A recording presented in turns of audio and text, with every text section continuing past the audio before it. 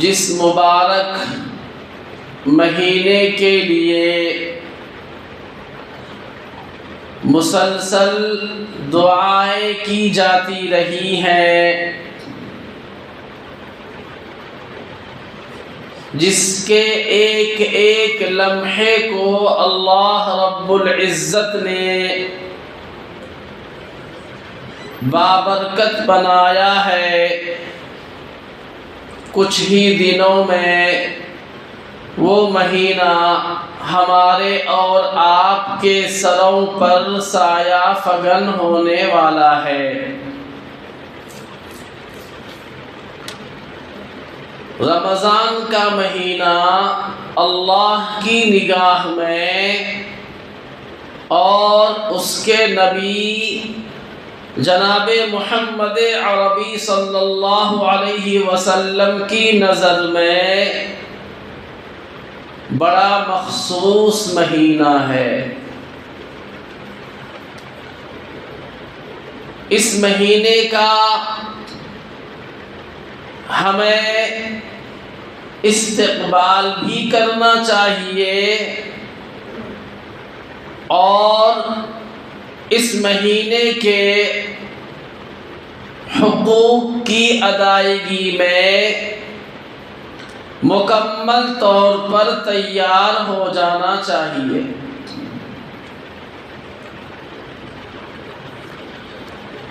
رمضان المبارک کے استقبال کے سلسلے میں چند باتیں ذہن میں رکھیں۔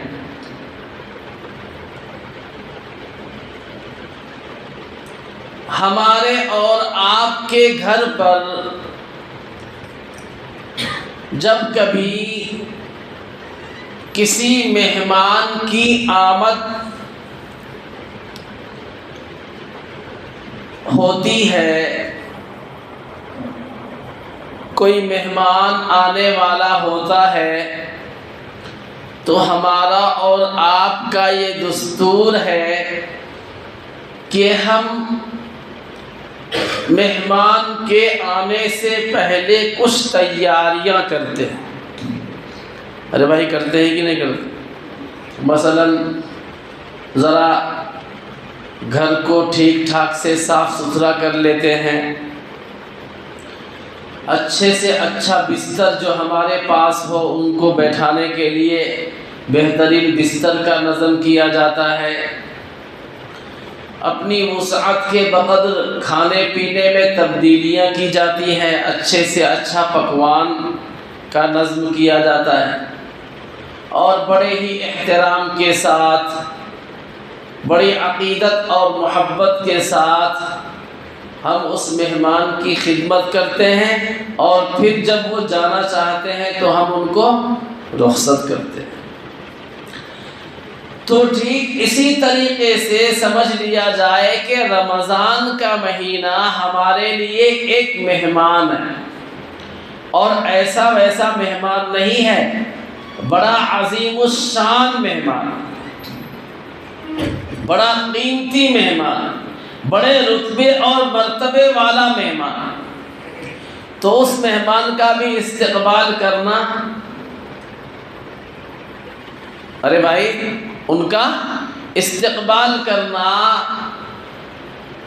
اور اس کے لیے منتظر رہنا، اس کے حقوق کی ادائیگی کی فکر کرنا، یہ ہماری ذمہ داری ہے کہ نہیں؟ تو اب سوال پیدا ہوتا ہے کہ حضرت بتلائیے ذرا کہ رمضان کا استقبال ہم کیسے کریں؟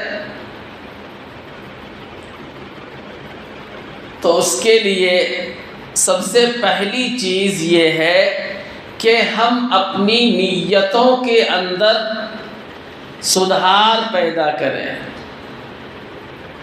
ہم اپنی نیتوں کو خالص کریں۔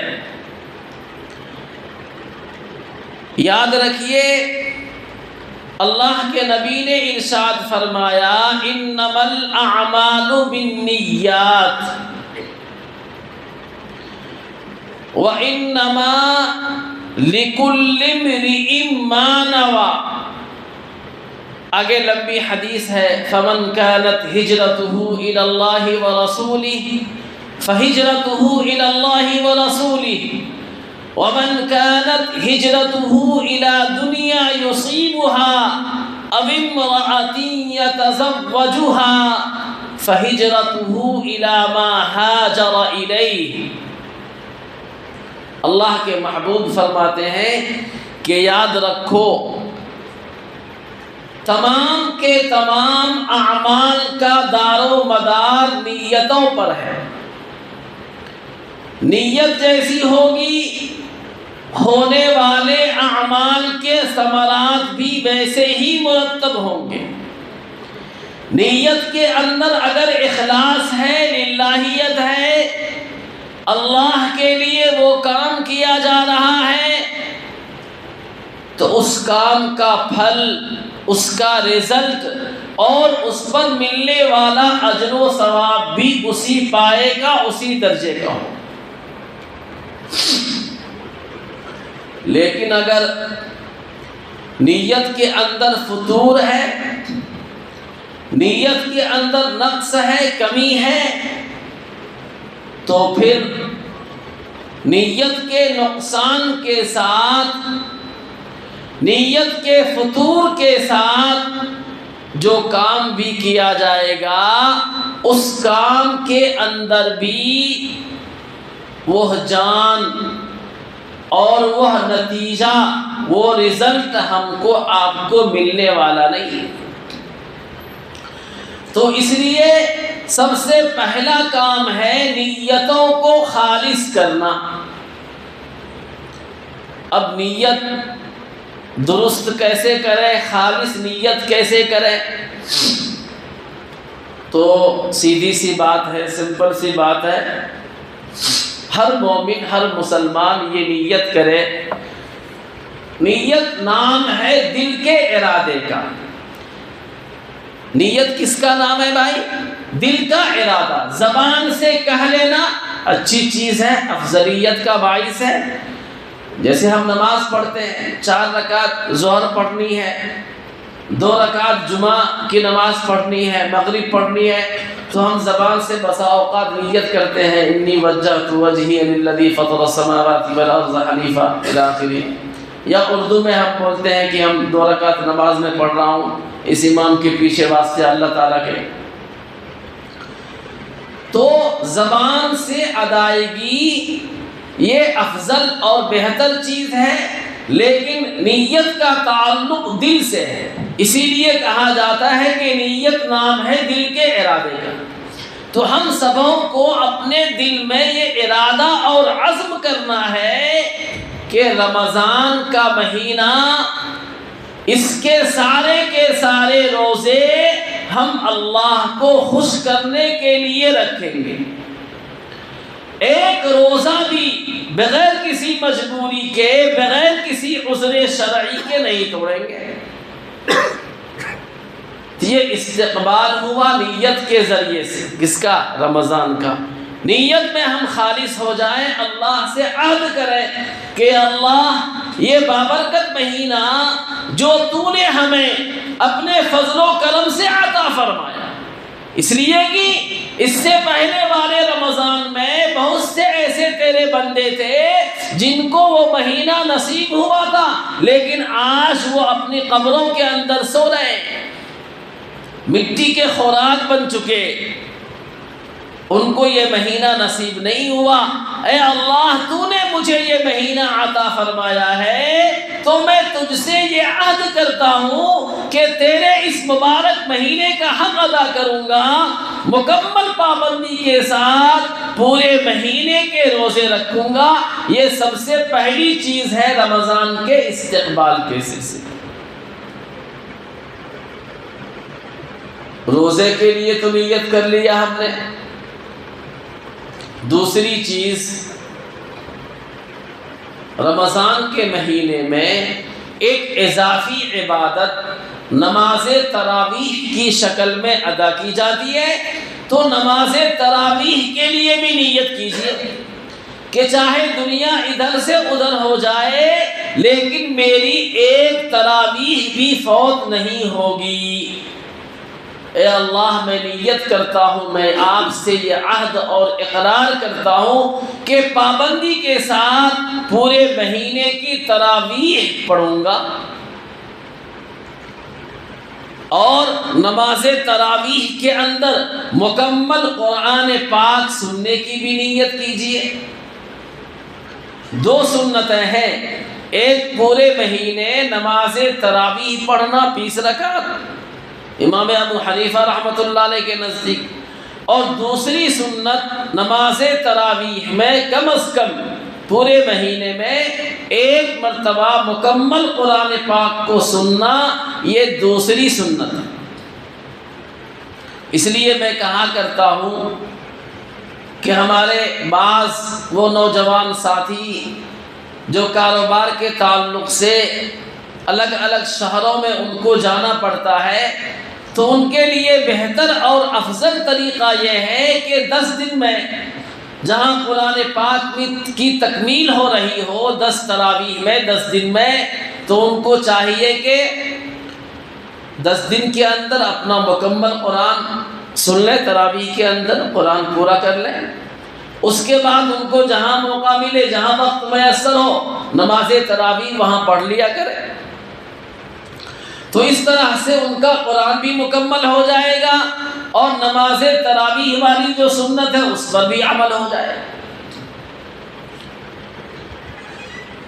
اسی کے ساتھ ساتھ رمضان کے مہینے میں ایک اور نیت یہ کرنی ہے کہ مجھ سے ہر آدمی اپنی جگہ پر اللہ سے یہ عہد کرے کہ مجھ سے جتنا ہو سکے گا غریبوں کی مدد کروں گا۔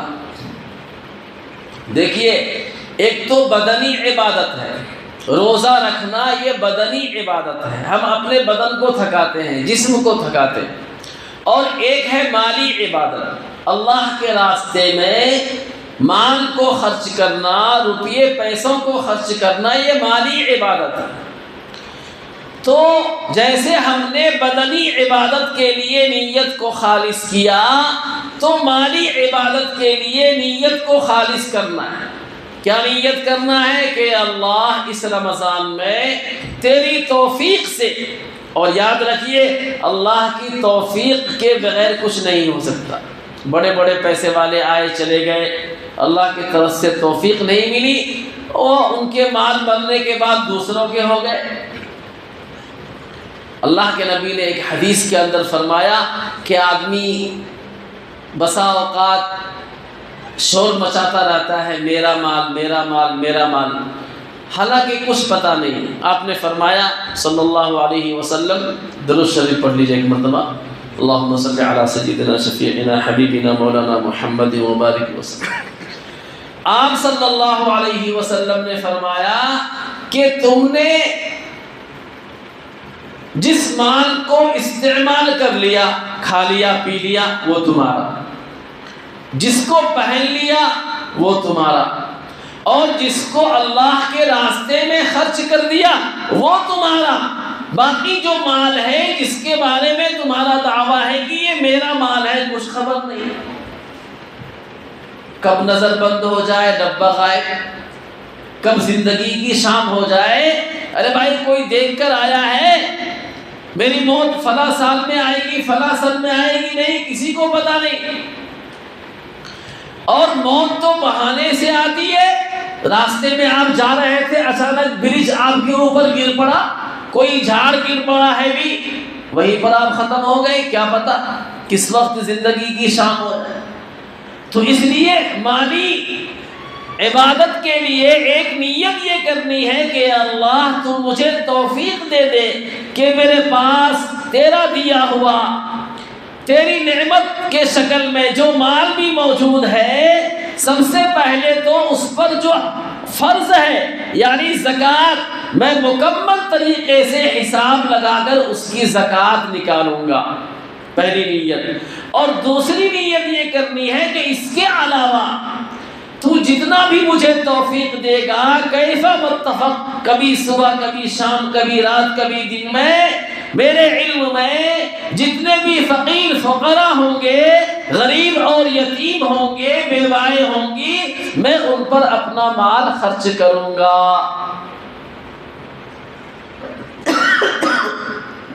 جب آپ نیت کر لیں گے، توفیق دینے والی ذات اللہ تعالیٰ کی، حدیث پاک کے اندر فرمایا گیا، ایک آدمی نے کسی نیک عمل کی نیت کی کہ مجھے یہ کام کرنا ہے، نیت میں خالص ہے، مخلص ہے،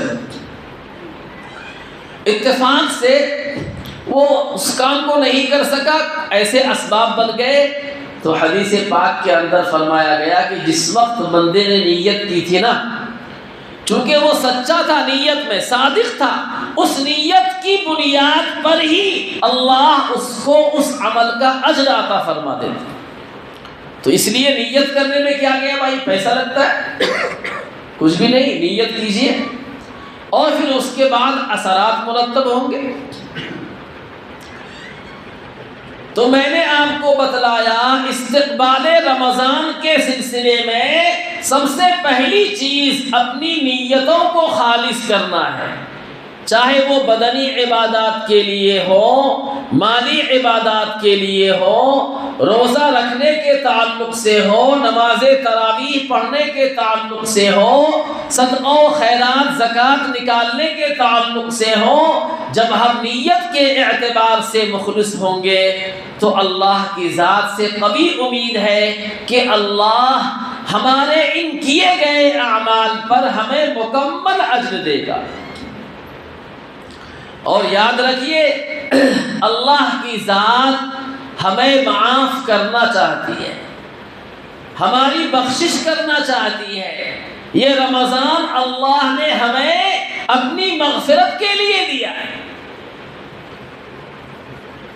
ایک حدیث کے اندر ایک لمبا چوڑا واقعہ بیان کیا گیا ہے، میں اشارتاً اس واقعے کو سناتا ہوں۔ روایات کے اندر آتا ہے کہ ایک مرتبہ ہمارے اور آپ کے آقا و مولا جناب محمد عربی صلی اللہ علیہ وسلم منبر پر چڑھنے لگے۔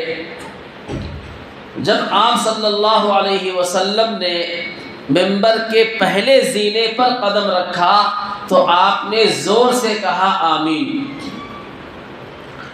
صحابہ کرام جو مسجد کے اندر موجود تھے سب حیران پریشان، اس لیے کہ آمین کب بولی جاتی ہے؟ جب کوئی دعا کرے، ہم اللہ سے کچھ مانگیں تو مانگنے والا جب کچھ مانگے گا تب نہ آمین کہتے ہیں۔ یہاں پر تو آگے پیچھے کوئی آواز نہیں، کچھ بھی نہیں، ڈائریکٹلی اللہ کے نبی کے زبان سے نکل رہا ہے آمین۔ صحابہ بڑے تعجب میں پڑ گئے۔ خیر، پھر آقا کریم صلی اللہ علیہ وسلم نے دوسرے زینے پر قدم رکھا تو پھر آپ نے زور سے کہا آمین، یہاں تک کہ جب تیسرے زینے پر آپ نے قدم رکھا تب بھی آپ نے فرمایا آمین۔ اس کے بعد آپ صلی اللہ علیہ وسلم نے وعظ و تقریر فرمائی اور اپنی بات مکمل کر کے منبر نبوی سے نیچے اتر آئے۔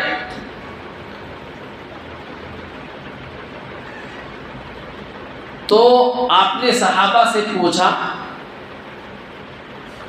بعض روایات کے اندر آتا ہے کسی صحابی نے کہا کہ یا رسول اللہ، آج تو ہم نے آپ سے عجیب و غریب چیز دیکھی جو اس سے پہلے کبھی نہیں دیکھی تھی۔ تب آپ صلی اللہ علیہ وسلم نے ارشاد فرمایا کہ بات دراصل یہ تھی کہ اس وقت جب میں منبر کے اوپر چڑھ رہا تھا میرے پاس جبرائیل امین آئے، اللہ کا مقرب فرشتہ، اور انہوں نے 3 بد دعائیں کی اور مجھ سے کہا گیا کہ آپ ان تینوں بد دعاؤں پر آمین کہیے، تو میں نے ان پر آمین کہی۔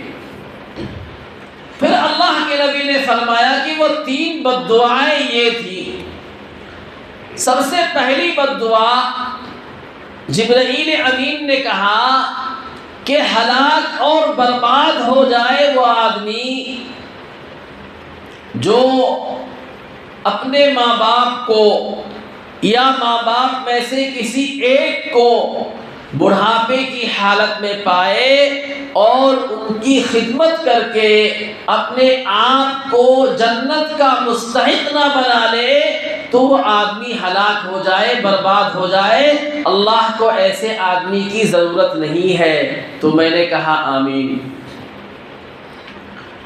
دوسری بددعا جبرائیل نے کہا کہ ہلاک اور برباد ہو جائے وہ شخص جس کے سامنے آپ کا ذکر ہو رہا ہو، نبی پاک صلی اللہ علیہ وسلم کا نام لیا جا رہا ہو اور آپ کا وہ امتی آپ پر درود اور سلام کا نذرانہ نہ پیش کرے، آپ کے لیے درود نہ پڑھے، تو وہ آدمی بھی ہلاک اور برباد ہو جائے۔ تو میں نے کہا آمین۔ تیسری چیز جبرائیل امین نے کہا کہ ہلاک اور برباد ہو جائے وہ شخص جس کو رمضان جیسا مبارک مہینہ ملے، برکت والا، رحمت والا مہینہ اس کی زندگی میں آئے اور وہ عبادات کر کے اس کے حقوق کو ادا کر کے اپنے آپ کو جنت کا مستحق نہ بنا لے تو وہ شخص بھی ہلاک اور برباد ہو جائے۔ تو میں نے کہا آمین۔ تو اب یہیں سے سمجھ میں آتا ہے کہ رمضان کا مہینہ ملنے کے باوجود اگر ہم اپنے لیے مغفرت کا سامان نہ پیدا کر لیں تو بتائیے ہم سے بڑا بے وقوف کوئی ہوگا؟ کوئی نہیں ہوگا۔ تو اس لیے رمضان کا مہینہ اللہ نے ہمیں کس لیے دیا ہے؟ اپنی مغفرت کے لیے دیا ہے۔ اور یاد رکھیے جب بندہ اپنے رب کے دربار میں خالص دل سے توبہ استغفار کرتا ہے، اپنے رب سے معافی مانگتا ہے، تو اللہ کو سب سے زیادہ پیار اسی بندے پر آتا ہے۔ اللہ کی ذات اپنے بندوں سے 70 ماؤں کے مقابلے میں محبت کرتی ہے۔ ایک ماں جس طرح اپنے بچے اور اپنے بیٹے اپنی اولاد سے محبت کرتی ہے، اللہ اپنے بندوں سے 70 ماؤں سے بھی زیادہ پیار کرتا ہے۔ اگر کسی ماں کا کوئی بچہ گندگی کے اندر پڑ جائے، غلاظتوں کے اندر سن جائے، اس کے اوپر غلاظتیں پڑ جائیں اور اچانک اس بچے پر ماں کی نگاہ پڑے تو کیا ناپاکی کی وجہ سے، گندگی کی وجہ سے ماں اپنے بچے کو اٹھا کر کوڑے دان میں پھینک دے گی؟ کیا ماں یہ گوارا کرے گی کہ تو نے اپنے آپ کو گندگی کے اندر ڈال دیا لہذا جاؤ تم جانو تمہارا کام جانے؟ نہیں، ماں دوڑ کر آتی ہے، لپک کر آتی ہے، اپنے بچے کو گود میں اٹھاتی ہے اور فوراً اسے لے جا کر پانی سے نہلاتی ہے، دھلاتی ہے، اس کے کپڑے بدلتی ہے، خوشبو وغیرہ تیل وغیرہ لگا کر اپنے بچے کو پاک صاف کر دیتی ہے۔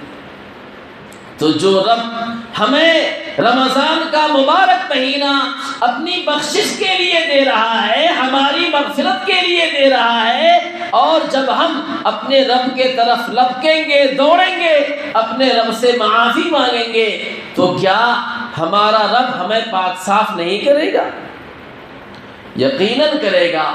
ضرورت اس بات کی ہے کہ ہم اپنے رب کے دربار میں آئیں، معافی مانگ کر دیکھیں، بخشش مانگ کر دیکھیں، مغفرت مانگ کر دیکھیں۔ اللہ کی ذات بخشش کے لیے، معاف کرنے کے لیے، مغفرت کرنے کے لیے ہمہ وقت تیار ہے۔ تو ہی نہ چاہے تو بہانے ہزار ہیں۔ تو اس لیے دوستو اس مہینے میں خصوصیت کے ساتھ توبہ استغفار کا اہتمام کرنا ہے۔ رمضان کے استقبال میں سے رمضان کا ایک حق یہ ہے کہ بندہ ہر وقت توبہ استغفار پڑھتا رہے، اس لیے کہ ہم انسان ہیں اور انسانوں سے گناہ ہو جانا یہ یقینی بات ہے۔ جب آدم علیہ السلام سے خطا اور چوک ہو سکتی ہے تو ہم اور آپ کس کھیت کے مولی ہیں؟ اس لیے گناہ سرزد ہوں گے، نافرمانی ہوگی، اللہ کے حکمیں ہم سے ٹوٹیں گے، لیکن ہمارا کمال یہ ہے کہ جب ہمیں متنبہ ہو جائے، جب ہم بیدار ہو جائیں، جب ہمیں احساس ہو جائے، اسی وقت اللہ سے معافی مانگ لیں۔ اور جس وقت ہم اللہ سے معافی مانگیں گے، دل سے یہ عہد کریں گے کہ یا اللہ مجھ سے غلطی ہو گئی، آئندہ یہ غلطی نہیں کروں گا، اللہ فوراً اسی وقت ہمارے گناہ کو معاف کر دے۔ تو اس لیے دوستو، یہ رمضان کا مہینہ توبہ استغفار کا بھی مہینہ ہے۔ توبہ استغفار کے ذریعے سے ہم اس کا استقبال کریں۔ اور خصوصاً ایک بات ذہن میں رکھیے، ہمارا نوجوان طبقہ اپنے اوقات کا لحاظ نہیں کرتا۔ ہمیں اللہ کے طرف سے فارغ وقت ملا ہوا ہے، ہم اس وقت کو فضولیات میں گوا دیتے ہیں، ادھر ادھر کی مجلسوں میں گپ شپ میں اپنے اوقات کو ضائع کر دیتے ہیں۔ خدا را 100 بار خدا را رمضان کا ایک لمحہ بھی ہم ضائع نہ کریں۔ رمضان کے اوقات کی اہمیت کو ذہن میں رکھتے ہوئے اس کا ایک ایک وقت اللہ کی اطاعت میں، اللہ کی بندگی میں، نیک کاموں میں ہمیں ان اوقات کو خرچ کرنا ہے۔ یہ بھی رمضان کے استقبال میں شامل ہے۔ کوئی کام نہیں ہے، روزے رکھے ہوئے ہیں، تھکاوٹ ہو رہی ہے، آرام سے لیٹ جائیے، آرام کیجئے، دعا پڑھ کے سوئیے، دعا پڑھ کے اٹھیے، اٹھنے کے بعد دعا پڑھیے، آپ کا یہ وقت بھی عبادت میں شمار ہوگا۔ بڑا آسان ہے۔ ہماری جو لائف اسٹائل ہے، جو زندگی ہے، ہم اگر چاہیں اس زندگی کو ہم دین بنا سکتے ہیں۔ بہت آسان ہے۔ موقع موقع پر جو دعائیں منقول ہیں، اللہ کے نبی نے الگ الگ ٹائم پر جن دعاؤں کے پڑھنے کا اہتمام فرمایا تھا، ہم اگر ان دعاؤں کا اہتمام کر لیں گے تو ہمارا سارا وقت عبادت میں گزرے گا۔ تو اس لیے دوستو، رمضان کے ایک ایک منٹ کی